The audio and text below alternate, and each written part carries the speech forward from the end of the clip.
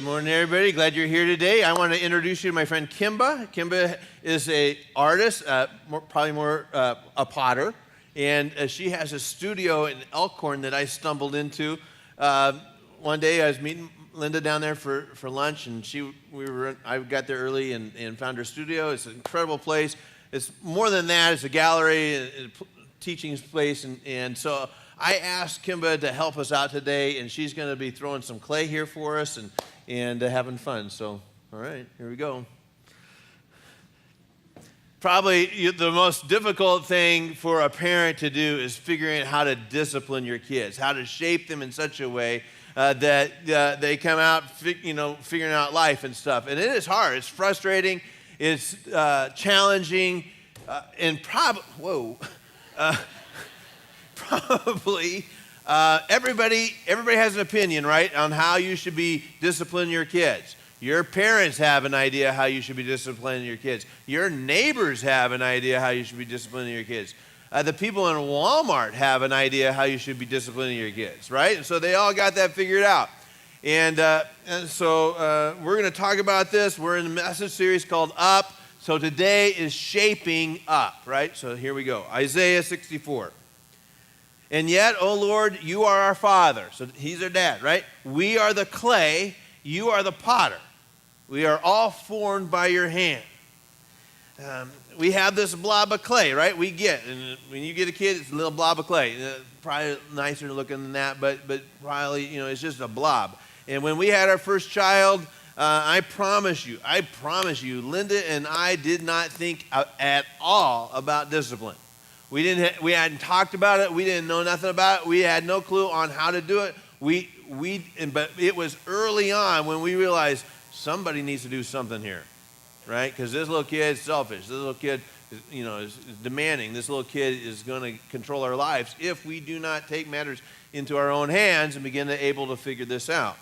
And we had to figure out what is our vision, what is the vision for our kids. And I'm going to let you know right now, I am not an expert in this area, and my kid is here today, one of my boys. My wife will be here, and I have to be honest. Because they're going to go, so I will be honest with you. And by the way, God, as the potter, has an idea.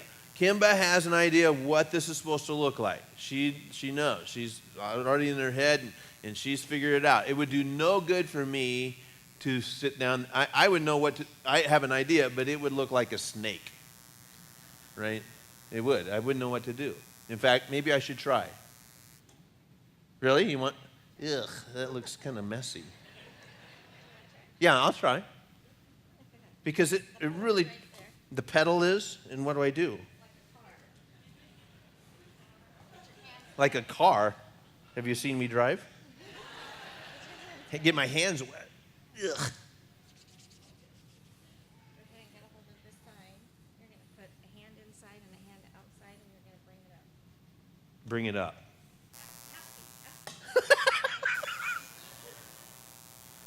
Ooh. Oh! You are a good teacher. Yeah.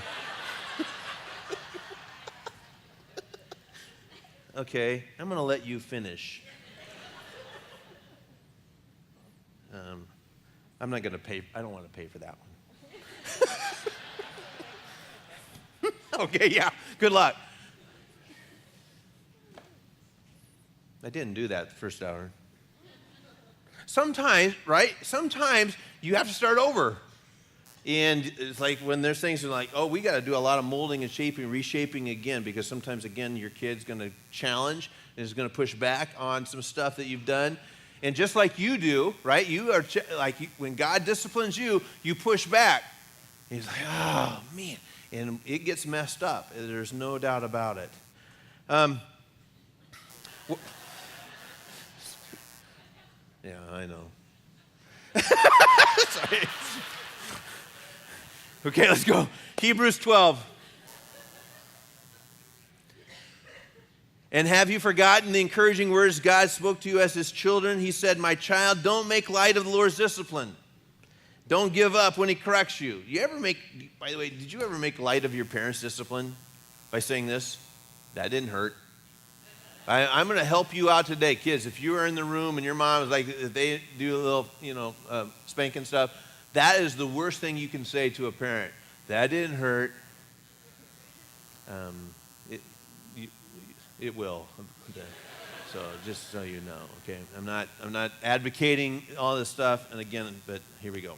For the Lord, check this out. The Lord disciplines those he loves. If he doesn't discipline you, he doesn't love you, right? And you discipline your kids, right? You don't discipline other people's kids. You discipline your kids because you love your kids, right? So don't. And he punishes each one as he accepts his child. As you endure this divine discipline, remember that God is treating you as his own children. Who ever heard of a child who is never disciplined by his father? Well, you have. You've seen it. Right? A kid who doesn't receive discipline. And you're like, whoa, somebody, and everybody knows. Everybody knows this. Their teacher knows it. Their guidance counselor knows it. Their friends know it. Everybody knows it, right? If God doesn't discipline you as he does all his children, it means that you are illegitimate and are not really his children at all. Since we respected our earthly fathers who disciplined us, shouldn't we submit even more to the discipline of the Father of our spirits and live forever? For our earthly fathers disciplined us for a few years, doing the best they knew how, but God discipline is always good for us so that we might share in his holiness. So there is the purpose here. No discipline is enjoyable, especially while it's happening. It's painful.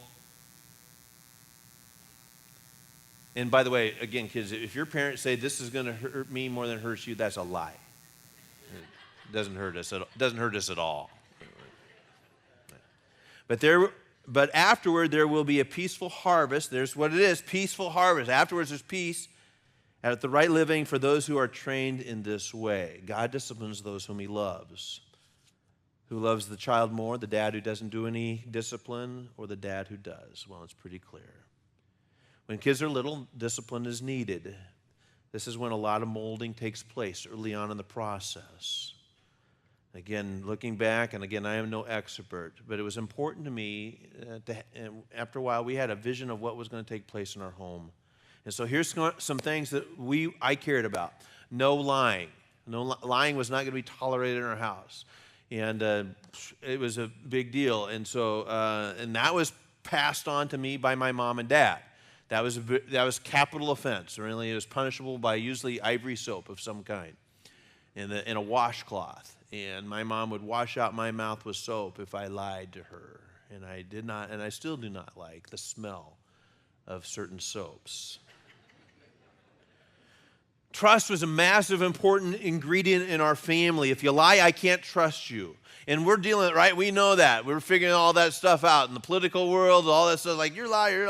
It's like, we know that. And so and trust is a big deal in any relationship. It's the most fragile thing in a relationship that we have.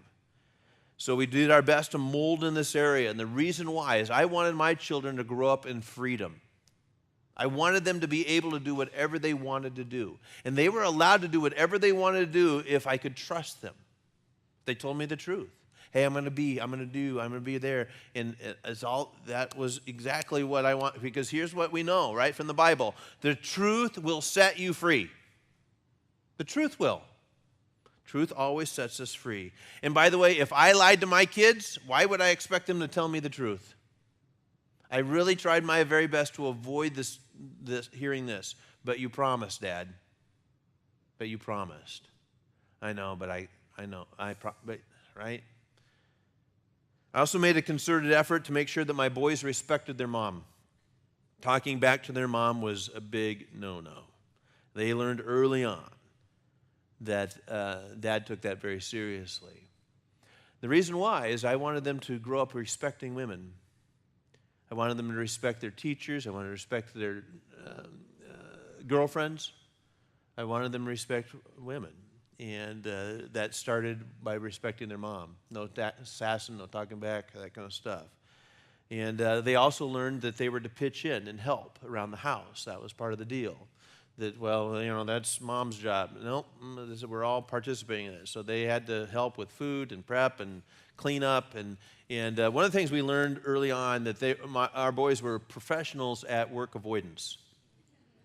And this is how it usually goes. Like, we're about done with eating, and one of them would say, I need to go to the bathroom. And then they would stay in there for quite some time, hoping that we would be done with cleaning everything up, right? And so we say, no, you can't leave. You cannot leave. And like, well, no, I got to go. And like, no, you do not. And like, yes, I do. And it's like, well, then you're going to have to hold it until we're all done. Because you're not going to pass this on to everybody else. We're all a part of the team, and it's part of respecting. And Mom didn't have to do that. We practiced how to greet a person. Handshakes were practiced. Looking people in the eye was practiced. We wanted to do our very best to teach our children respect for people. It was important. One of the things we also wanted to teach our kids was about money, and that they, that where money came from and how that was dispersed and that kind of thing. And so when our kids got older, in middle school and high school, one of the ways we taught them about money was that they got a certain amount of money to buy clothes at school time, right? And so here's how much money you get, and you get this much money for shoes and things. And so they had a budget, and this is kind of how it worked. They would get like $50 for shoes. And so to show you how different our kids were is that Justin took the 50 and he would spend an extra 50. Because he wanted really nice, like the nice stuff, right? And Mitch would take the 50 and buy the $30 ones and pocket the 20. And that's how they do life. And then, in fact, I would say that's still how they do life. But we also wanted to teach them, like, if you want that $100 one, you're going to have to work for it. You're going to have to earn it. You're going to have to do some extra things and to be able to provide for that. But here's the budget, right? This is as much as we got for this, and you're not going to go over that. If you do go over that, it's up to you, and you can figure that out. And so we made them buy their own cars. They had to pay for their own insurance. It was just a part of us molding, because we wanted them to realize, boy, if I stay here, Mom and Dad are going to buy stuff, so I'm never going to leave. We wanted them to leave, right? And so if they figured, like, gosh, I might as well just leave. Yes, that's right. That would be great. Here we go. But we wanted them to also learn the value of money and value of hard work. And so that we wanted them to know that. Another thing we wanted to mold into their lives was the value of family. I wanted my boys to love the family and to love our family and to come home. And so we tried to make things fun in our home. One of the best things we did was we bought a ping pong table. We had gone on vacation to Estes Park, Colorado. A friend of ours had a really lovely cabin there, and in their cabin they had a ping pong table. Well, they're probably close to high school age or whatever, and they'd never seen a ping pong table. We didn't have a ping pong table, but they did at this cabin, so we played a lot, and they were horrible. They just were terrible at it, and so I beat them. And again, that was another value. Dad is not going to let you win, so you feel good about yourself. So we played a lot of ping pong on that vacation, and when we came home, I bought a ping pong table, and we played thousands of games on that. And literally, that was some of the most important touches I had with my kids while they were in high school, was we go play ping pong. We also would have game nights at our home where we would make sure that their friends would come over, and we would play cards and ping pong and different dumb stuff that we would do. And I wanted to know their friends, and I wanted them to like our family as well. And we really, really had a great time. From learning how to play running charades to round the world ping pong marathon matches to slime sucking pig games. That's a card game, which is a great game. We had a lot of fun. And so here we're coming up on Christmas, and Justin lives in Texas, and so for us, he is so excited to come home for Christmas. It's just ridiculous. We talk about it almost like every day. And he hasn't been home for 2 years. And so this is a big deal, and he's really super excited. We are too. I'd probably ask you if you have a vision for your family. More than anything, I wanted my boys to have a relationship with Jesus. I wanted them to fall in love with Jesus so that someday I'd be in heaven with them. And I did my very best to make sure that they loved the church. Being a pastor's kid, it comes with a lot of extra stuff. And oftentimes, being a pastor's kid, you see some bad stuff. You see some ugly things. And not everybody likes their dad and not likes the decisions their dad makes. And then there's some pressure about you got to look this way and be this way and act this way and never, right? And so it's easy for pastors' kids to hate the church. And so we worked really hard at making sure that they loved the church and loved you guys and you loved them. And we got them in front of Jesus a lot through, the Sunday school classes and youth group trips and mission trips. And the thing I had to figure out was that I needed to be authentic. At home, what they saw on Sunday was so okay, Dad, well, that's cool, but on Monday, right? And so I wanted them to see my faith and be authentic. Again, I'm not perfect at all, but we worked hard at that, and I had to apologize to my kids more than I want to tell you about. But when it comes to shaping and discipline, it's really hard. But this is how God disciplines us, right? Psalm 86:15. You, O Lord, are a God of compassion. So it starts with that. And mercy is included in that. Slow to get angry, filled with unfailing love and faithfulness. There needs to be a tremendous amount of compassion and a tremendous amount of mercy when it comes to discipline. The ingredient I would probably tell you today is in your discipline, it needs to include slow to get angry. Way too often I would discipline out of anger. And oftentimes that would include that I was just tired or I had a bad day at the office and I didn't do well. And when I got home and they did a little bit, it did not take long for me to get into the discipline mode. And it wasn't discipline that I was dishing out. It was way worse than that, right? It was not discipline. It was punishment. And there's a difference there.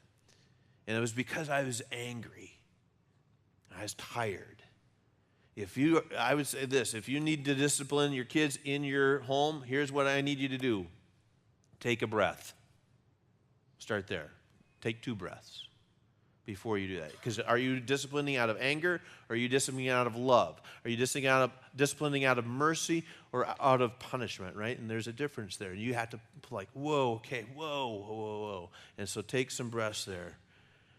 The purpose of God's discipline is holiness. That's what God looks, his purpose for me in my life is I want to make you holy. I want to help you get to holiness. Galatians 4. My dear children, I feel as if I'm going through the labor pains for you again, and they will continue until Christ is fully developed or formed in your life. Here's what I want Christ to be he wants Christ.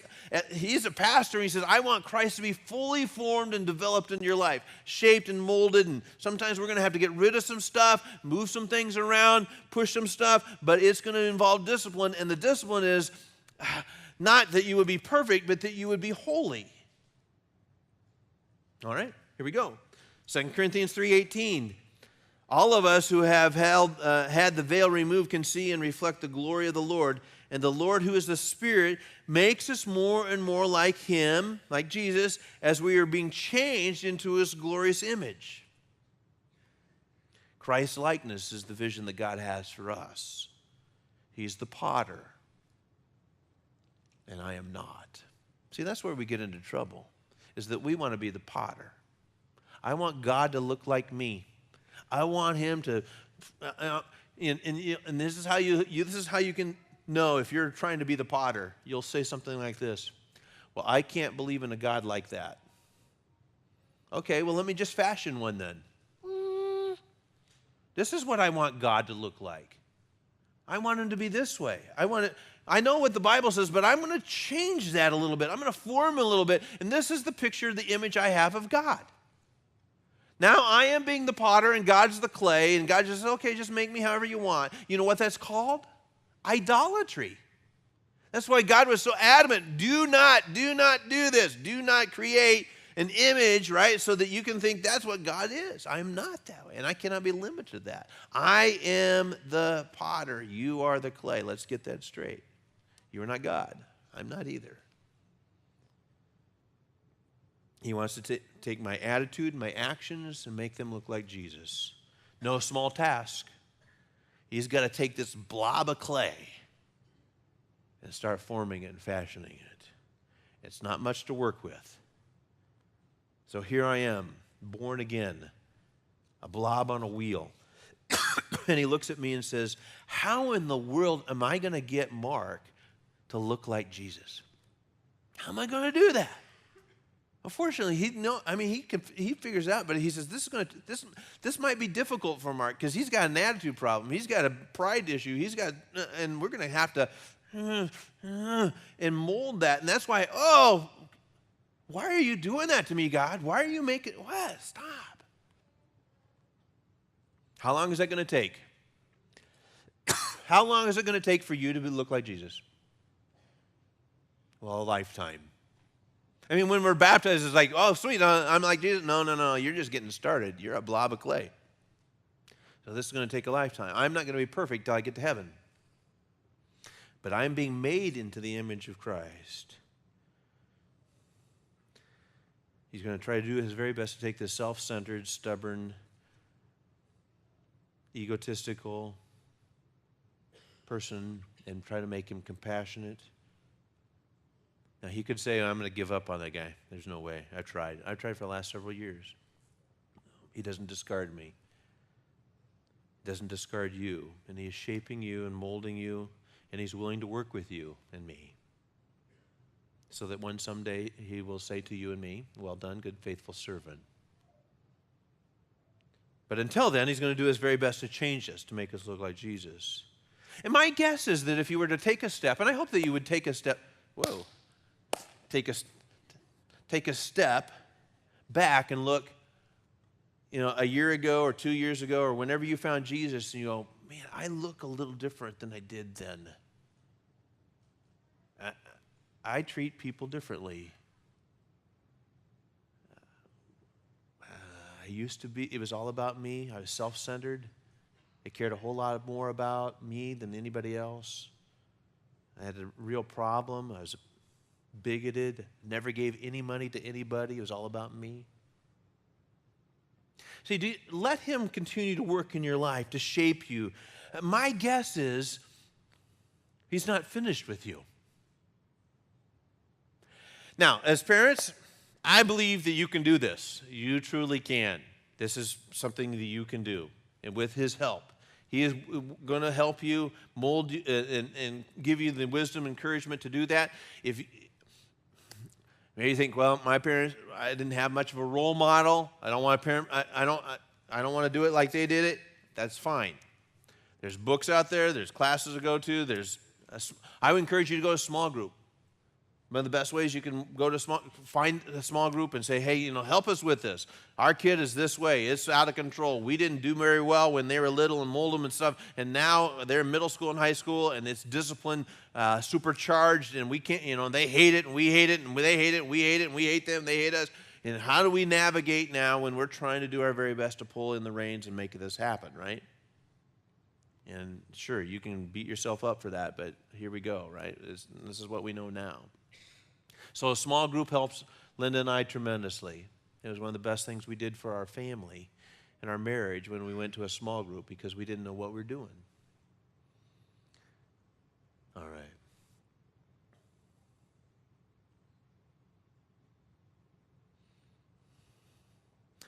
Let's have God work on our hearts right now. I'm going to pray. God, I thank you so much for this moment in time when we push the pause button of our life and spend a little time listening to your word and finding out about you as a father, that you are a good, good father, that you're a God of compassion and mercy. I'm so glad that you're slow to get angry and that you're patient with me and that your love never stops.